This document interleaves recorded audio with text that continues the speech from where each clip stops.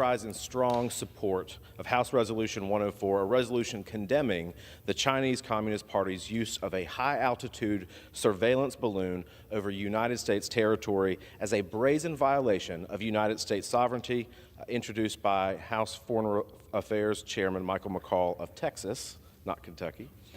I would never have imagined that my Saturday afternoon would have been disrupted due to a Chinese spy balloon. Not only did it float across most of South Carolina, it floated across the entire continental United States and ended up over my district, and out of all places in this country, the balloon was shot down right off the coast of my hometown, Surfside Beach, where I represent.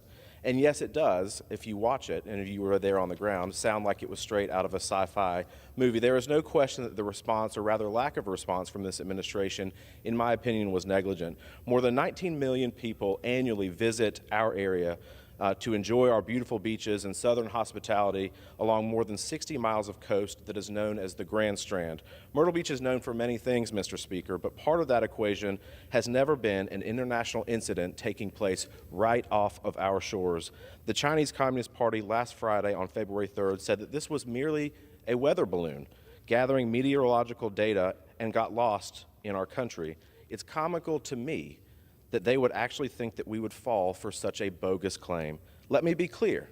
This was a blatant violation of American sovereignty as part of a comprehensive surveillance program on the United States as well as other countries across the globe.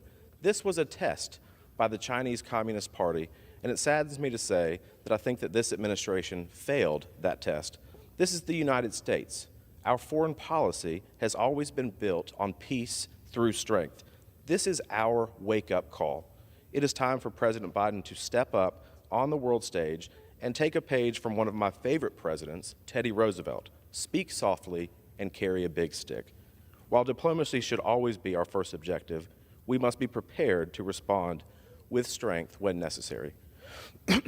This resolution shows that the U.S. House of Representatives, in bipartisan fashion, condemns the Chinese Communist Party's efforts to deceive the international community with their false claims of intelligence collection, and I call on this administration to promptly and decisively act to further prevent surveillance attempts in the future. Thank you, Mr. Speaker. I yield my time.